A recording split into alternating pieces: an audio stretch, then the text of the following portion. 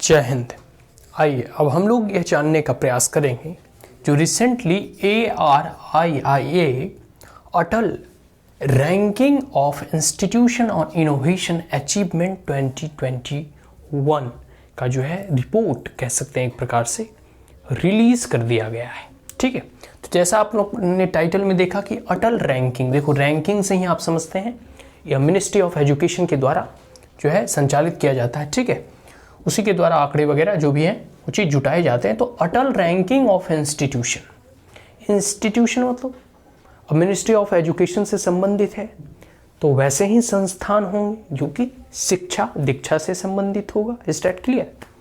तो भारत के जितने भी टॉप यूनिवर्सिटीज़ कॉलेज वगैरह हैं उनका एक प्रकार से रैंकिंग करना, जैसे होता है ना कि क्लास में आपके एग्जामिनेशन होते हैं, तो ठीक है आपके पास जो है 5 या 6 सब्जेक्ट्स होते हैं, उस आधार पे आप एग्जामिनेशन में अपीयर होते हैं। आपका जितना मार्क्स आता है उस अकॉर्डिंग आपकी परसेंटेज और परसेंटेज के अकॉर्डिंग आपकी जो है रैंक निर्धारित की जाती है। ठीक उसी प्रकार जो भी यूपीएससी सिविल सर्विसेज एग्जामिनेशन में अपीयर होते हैं उनका जो है रैंक के आधार पर जो है उन्हें कैडर और सर्विस अलॉट किया जाता है। Is that clear? ठीक है, किन्हें आईएएस मिलेगा, किन्हें आईपीएस, किन्हें आईएफएस, किन्हें आईआरएस, किन्हें आईटी सर्विस, किन्हें पोस्टल सर्विस, रेलवे सर्विस, किन्हें कह सकते हैं दिल्ली और पुडुचेरी का मिलेगा। तो जितने भी अटल रैंकिंग ऑफ इंस्टीट्यूशन है इनोवेशन से संबंधित, मतलब नई नई चीज़ों का डिस्कवरी करना, इजाद करना, इन्वेंशन करना, ठीक है, और अचीवमेंट मतलब इनोवेशन से संबंधित क्या क्या उपलब्धियां रही हैं उस आधार पर जितने भी शैक्षणिक संस्थान हैं उनका जो है एक रैंक करना। ठीक है, तो इसके बहुत सारे पैरामीटर्स हैं, उसके बारे में भी हम लोग आगे पढ़ेंगे, इसके सिग्निफिकेंस के बारे में जानेंगे। सबसे पहला है कि 2 मेजर कैटेगरीज में, 2 कैटेगरीज में डिवाइड किया गया है। ठीक है, क्योंकि अब सारे इंस्टीट्यूशन को एक रैंक पे और एक ही आधार, अब जैसे जो आर्ट्स वाले विद्यार्थी हैं, ठीक है, जो ह्यूमैनिटीज़ बैकग्राउंड के हैं, उनका innovation as compare to technical background वाले स्टूडेंट से टोटली डिफरेंट होगा। उनके पैरामीटर्स, उनके चीज़ों को जज करने का तरीका जो है totally they are 2 different stream. ठीक है, तो 2 कैटेगरीज में इसे डिवाइड किए गए हैं। पहला है टेक्निकल, दूसरा है नॉन टेक्निकल। मतलब वैसे जो इंजीनियरिंग वगैरह होते हैं ना, साइंस बैकग्राउंड के विद्यार्थी, उसे टेक्निकल बैकग्राउंड में रखा गया है, और दूसरा जो है नॉन टेक्निकल, जो आर्ट्स वाले होते हैं, ह्यूमैनिटीज़ वाले होते हैं, कॉमर्स वाले होते हैं। इस डैट क्लियर? तो टेक्निकल और नॉन टेक्निकल 2 कैटेगरीज है। तो इसमें टॉप यूनिवर्सिटी जो है ना टेक्निकल में वो देख लेते हैं, वो है IIT मद्रास, लगातार 3 साल जो है टॉप कर रहा है। ठीक है, ऐसे भी साउथ इंडिया वाले अधिक पढ़े लिखे होते हैं। देखो रामानुजम, बहुत बड़े बड़े वैज्ञानिक जो है साउथ इंडिया से निकले हैं, मतलब आदिकाल से ही, महर्षि गौतम। ठीक है, तो आगे है IIT बम्बई और उसके बाद है IIT दिल्ली। दिल्ली वालों के लिए भी थोड़ा लाज बच गया, तीसरा पोजीशन पे है। तो जितने भी दिल्ली वाले हैं उनका IIT दिल्ली ने लाज रख लिया, चलो तीसरा पोजीशन तो आया, तीसरा कोई खराब नहीं होता। ठीक है, तो ये चीज़ है। नॉन टेक्निकल में इग्नू सबसे टॉप बाजी मारा है, IGNOU Indira Gandhi open university. Is that clear? तो ये रैंकिंग है इंस्टीट्यूशन का, नॉन टेक्निकल और टेक्निकल। हमने यहाँ जिक्र कर लिया कुछ इंस्टीट्यूशन के नाम लेकर। ठीक है, अब पैरामीटर्स क्या क्या है, मतलब किन किन आधार पे, कोई तो आधार होगा जिसके बेसिस पे जज किया होगा कि IIT मद्रास कैसे टॉप है। कोई तो ऐसा पैरामीटर होगा जिस पे यह जज किया गया होगा कि इग्नू कैसे नॉन टेक्निकल जो है कैटेगरीज में शीर्ष पर है। Is that clear? So parameters, the first parameters is developing N innovation and entrepreneur mindset. देखो कोई भी इंस्टीट्यूशन होता है, यह सिंपल सी एक बात आप जान के मतलब हैरत अंगेज हो गई कि हुडसन वगैरह हो गया जिसमें मोदी का सबसे बड़ा रैली हुआ था, या फिर सिलिकॉन वैली वगैरह हो गया, मतलब यूनाइटेड स्टेट अमेरिका की बात कर रहा हूँ। तो बहुत सारे ऐसे IIT या इंजीनियर मतलब होल्डर्स जो हैं वो ब्रेन ड्रेन की थ्योरी पढ़े होंगे, उसके उस कॉन्सेप्ट में आप लोग जानते होंगे कि जितने भी बड़े बड़े जो लोग होते हैं ना वो विदेश चले जाते हैं नौकरी पेशा के लिए, वहाँ अच्छी अपॉर्चुनिटी, अच्छी सैलरी वगैरह मिलती है, पैकेज वगैरह, तो वहाँ चले जाते हैं, वहीं जॉब वॉब करने लगते हैं, फिर वहीं धीरे धीरे बस भी जाते हैं। तो जितने भी इस कारण जो है कि अमेरिका वगैरह में देखते हो रिसर्च वगैरह बहुत अधिक होता है, क्योंकि उसके बाद बहुत सारे ऐसे फैसिलिटीज़ हैं, फंड है, ठीक है, वैसा वातावरण है। तो इंस्टीट्यूशन या कोई भी एक देश तब तक डेवलप्ड नहीं करेगा जब तक कि उसकी R&D मतलब रिसर्च एंड डेवलपमेंट में वो नए नए अचीवमेंट को अचीव नहीं कर रहा है। Is that clear? तो जो भी developing and innovative and entrepreneurial mindset, कहने का मतलब है कि वैसे संस्थान, हम पैरामीटर के बारे में आज जिक्र कर रहे हैं, वैसे इंस्टीट्यूशन, एजुकेशनल इंस्टीट्यूशन, वैसे शैक्षणिक संस्थान जो कि विद्यार्थियों के माइंड सेट में, मतलब उसके दिमाग में नई नई चीज़ों को ईजाद करना, इनोवेट करना, डिस्कवरी करना, ठीक है, इन्वेंशन करने की जो एक मानसिकता को उत्पन्न करता है, वैसे ही जो है संस्थानों को जो है सर्वोच्च माना जाएगा। तो जिस जिस संस्थानों में, जिस इंस्टीट्यूशंस में यह देखे गए हैं कि ये इंस्टीट्यूशन में अधिक जो है इन्वेंशन हो रहे हैं, अधिक जो है डिस्कवरीज हो रहे हैं, नए नए जो है इन्वेंशंस वहाँ से आ रहे हैं, ठीक है, वैसे इंस्टीट्यूशंस को उस आधार पे वहाँ नंबर और मार्क्स अलॉट किया जाता है। दूसरा है एकेडमिक प्रोग्राम्स एंड इनोवेशन। दूसरा है कि वैसे संस्थानों का जिसका जो एकेडमिक प्रोग्राम्स है वो इनोवेशन से संबंधित हो, ठीक है, वह भी एक पैरामीटर है। तीसरा है डेडिकेटेड इंफ्रास्ट्रक्चर। देखो, बिना इंफ्रास्ट्रक्चर का, मतलब प्रॉपर और एडिक्वेट इंफ्रास्ट्रक्चर का, एप्रोप्रिएट इंफ्रास्ट्रक्चर के बिना आप जैसे कोई भी चीज़ को इन्वेंट नहीं कर पाएंगे। जैसे जो केमिस्ट्री से बिलोंग करते हैं उनके लिए प्रॉपर लैब वगैरह होना चाहिए, तभी तो वो रिसर्च करेंगे, केमिकल रिएक्शन करेंगे, ठीक है, जो भी उनका होता है अपना, ठीक है। तो उन तमाम जो है रिएक्शंस के लिए, एक्सपेरिमेंट के लिए प्रॉपर इंफ्रास्ट्रक्चर की उपलब्धता होना नेसेसिटी है। अदरवाइज आप नए नए इन्वेंशन कैसे करेंगे? नए नए डिस्कवरीज क्या होता है? डिस्कवरी वही होता है जब आप मतलब एक प्रकार से कहते हैं कि नई नई चीज़ों में आप जो है तुलनात्मक अध्ययन या फिर अपना रिसर्च, अपना एक्सपेरिमेंट जो है जारी रखते हैं और धीरे धीरे एक नई चीज़ जो है उससे उभर कर आती है, वही एक इन्वेंशन हुआ, ठीक है। तो इन्वेंशन जो है के लिए जो है एडिक्वेट और एप्रोप्रिएट वातावरण के साथ साथ इंफ्रास्ट्रक्चर की एबिलिटी। देखो, आप माइंड सेट बना रहे हो, विद्यार्थियों में माइंड सेट ये जनरेट हो रहा है कि हम चलो कोई चीज़ को इन्वेंट करते हैं, हमारे पास आइडियाज़ हैं, इस सेट के लिए हमारे पास आइडियाज़ हैं कि इस चीज़ को हमें एरोप्लेन का एक नया डिज़ाइन बनाना है, या फिर एक सिंपल सा एक कार है उसकी एक डिज़ाइनिंग करनी है। लेकिन वो डिज़ाइन जब माइंडसेट में एक आइडिया का फॉर्म लेगा तो उसे ग्राउंड लेवल पे, उसे ऐसा कह सकते हैं कि ऐसा धरातल पे उतारने के लिए हमारे पास प्रॉपर इंफ्रास्ट्रक्चर की होने जो है बहुत ज़रूरी है। तभी तो हम उस डिज़ाइन को पेपर वर्क में हम करने के बाद उसे, उस डिज़ाइन को रियलिटी में जो है हम फॉर्म कर सकें। State clear? तो वही इंफ्रास्ट्रक्चर की बात करें, मतलब कोई केमिस्ट्री साइड से बिलोंग करता है, कोई या फिर मेडिकल बैकग्राउंड से बिलोंग करता है, अगर उसे जैसे इस कोविड-19 में वायरस के वैक्सीन की खोज करना है तो उसे प्रॉपर जो है इंफ्रास्ट्रक्चर, लैब वगैरह, टेक्नीशियन वगैरह का हेल्प जो भी चाहिए, जो मूलभूत चीज़ें होती हैं उनकी आवश्यकता होती है। तो वैसे संस्थान जो कि जिनके पास डेडिकेटेड इंफ्रास्ट्रक्चर है इनोवेशन से संबंधित, उसको जो है उस पैरामीटर में अधिक जो है मार्क्स दिए जाएंगे।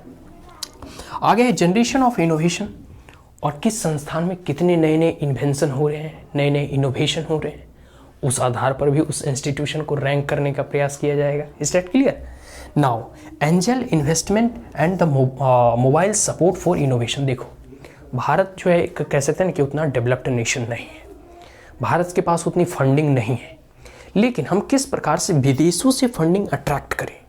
तो इंस्टीट्यूशन अपने आप जो है ना एक प्लानिंग बनाती है, उसका अपना एक प्रोग्राम होता है, एक कोऑर्डिनेटर होता है जो मल्टीनेशनल कंपनीज़ हैं उस कंपनीज़ को बुलाती है। वो कहती है कि देखो हमारे स्टूडेंट के पास ये आइडिया है और इस आइडिया से अगर वो इफेक्ट हो, मतलब उससे उनका प्रभावशाली आइडिया होता है, कोई इनोवेटिव आइडिया होता है, तो जो है बड़े बड़े MNCs कंपनी वगैरह उसे इन्वेस्टमेंट और एक फंड प्रोवाइड करती है। तो ठीक वही कहा जा रहा है कि एंजल इन्वेस्टमेंट मतलब होता है ना विदेशी इन्वेस्टमेंट। साथ साथ देखते हो एक जो इंजीनियरिंग कॉलेज वगैरह होते हैं उसमें एक प्लेसमेंट होता है, तो प्लेसमेंट तो होता है एक नौकरी के लिए कि आपको मतलब 4 साल हो जाएगा, उसके बाद आपको जॉब लग जाएगा, मतलब आप, लेकिन एक होता है इनोवेशन से संबंधित, जिसमें कि आप अगर आपके पास अच्छा आइडियाज़ है तो कंपनी आपको हायर करती है उस चीज़ की, मतलब उस आइडियाज़ को ग्राउंड लेवल पर जो है धरातल पर उतारने के लिए, और अपने आइडियाज़ को सिर्फ पेपर पर ना रख के, मतलब एक प्रकार से अपने आप अपना जो रिसर्च होगा उसे जो है रियलिटी में उसे मैन्युफैक्चर और डेवलप्ड और इनोवेट करने के लिए।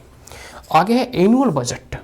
इसके साथ साथ जो है कोई भी इंस्टीट्यूशन है तब तक इन तमाम चीज़ों को लागू नहीं कर सकती जब तक उसके पास फिनेंशियल और एनुअल बजट स्पेसिफिक इनोवेशन के लिए ना टारगेटेड इनोवेशन के लिए नहीं अगर दिया जाए तो वही है एनुअल बजट में जो है इंटेलेक्चुअल प्रॉपर्टी राइट्स से एंड सपोर्ट एक्टिविटी जितने भी है इन्वेंशन को लेकर उसमें कितना किया जा रहा है। तो ये सब कुछ पैरामीटर्स हमने 6 पैरामीटर्स ठीक है, हम यहाँ गिनाए और बहुत सारे ऐसे पैरामीटर्स हैं जिसके माध्यम से जो है हम टेक्निकल और नॉन टेक्निकल इंस्टीट्यूशन के रैंकिंग को आधार मानकर, इन तमाम बिंदुओं को आधार मानकर हम उसे रैंक देने का प्रयास करते हैं। आगे है सिग्निफिकेंस, इसके क्या महत्व है। तो इंस्पायर इंस्टीट्यूशंस, ठीक है, ये इंस्टीट्यूशन को इंस्पायर करती है। एक कॉन्सेप्ट आप लोग समझते होंगे ना, ये हम लोग फेडरलिज्म में पढ़ते हैं, कोऑपरेटिव फेडरलिज्म और साथ साथ कॉम्पिटिटिव फेडरलिज्म। स्टेट क्लियर, हम लोग संघवाद की अवधारणा में राजनीति शास्त्र में ये पढ़ने को मिलता है।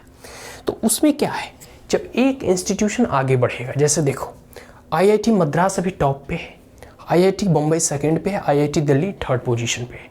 अब आईआईटी दिल्ली वाले को लग रहा होगा किस प्रकार हम सेकंड पोजीशन पर आए, और आईआईटी बम्बई वाले को लग रहेगा किस प्रकार से हम आईआईटी मद्रास को पीछे करें और टॉप पोजीशन पे आए, और मद्रास आईआईटी मद्रास को लग रहा होगा कि किस प्रकार से हम अपने टॉप पोजीशन को बरकरार रखें। तीनों देखो, तीनों में कंपटीशन चल रहा है,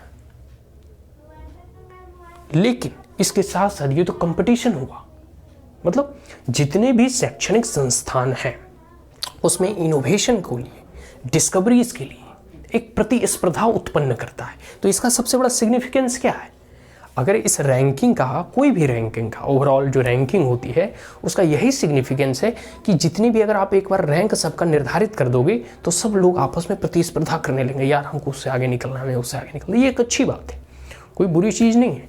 इसके साथ साथ जो है हम एक दूसरे यूनिवर्सिटी से सीखते भी हैं।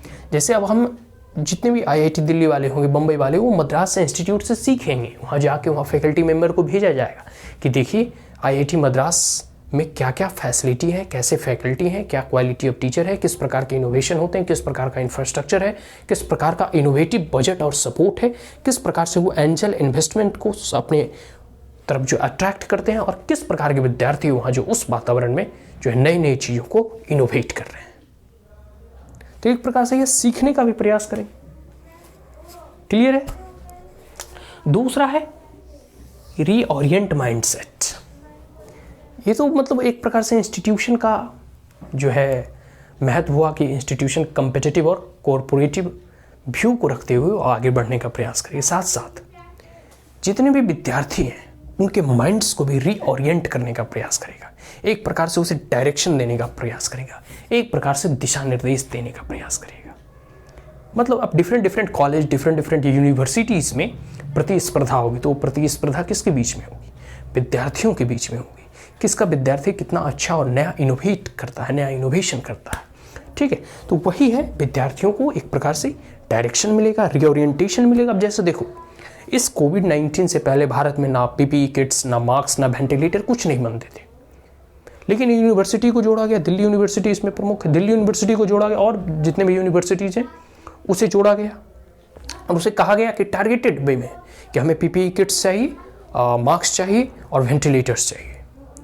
तो इतनी तेज़ी से हम डेवलप्ड किए कि हम सिर्फ इसे अब अपने लिए नहीं मैन्युफैक्चर करते हैं, बल्कि हमारे पास जो कभी था ही नहीं, अब हम अपने लिए बनाकर साथ साथ हम विदेशों में भी इसे एक्सपोर्ट करते हैं। तो जब हमने एक दिशा दिया, एक ओरिएंटेशन दिया, एक निर्देश दिया, एक उसके पास पर्पस रखा, ऑब्जेक्टिव रखा, तो कह सकते हैं एक प्रकार से कि हम जो है उस चीज़ को सिर्फ अपने लिए नहीं बल्कि वर्ल्ड ओवर उसे एक्सपोर्ट करने के लिए, सप्लाई करने के लिए बना पाने में सक्षम सिद्ध हुए। आगे है R&D, क्वालिटी, इनोवेशन। देखो, रिसर्च एंड डेवलपमेंट अपनी जगह पहले भी होता था, अभी भी हो रहे हैं, लेकिन उस रिसर्च एंड डेवलपमेंट में एक क्वालिटी का इम्प्रूवमेंट होगा। अगर हम यह रैंकिंग करेंगे तो इसका एक सिग्निफिकेंस यह भी है, इसका महत्व यह भी है कि इससे जो है आने वाले समय में जो रिसर्च एंड डेवलपमेंट जो होते हैं उसमें जो है एक प्रकार से कह सकते हैं बहुत बदलाव आएगा, और वह बदलाव इस मायने में आएगा कि उसकी क्वालिटी की डे टू डे इम्प्रूवमेंट होगी। आगे है सेट टोन एंड डायरेक्शन, और एक दिशा निर्देश आएगा। जैसे अभी मेक इन इंडिया का बात चल रहा है, अभी देखो स्पेस टेक्नोलॉजी वगैरह जितनी भी सारी चीज़ें हैं वो अभी प्राइवेटाइज कर दिया गया है। बहुत सारे ऐसे सेक्टर्स हैं जो कि प्राइवेट सेक्टर के लिए खोल दिया गया है।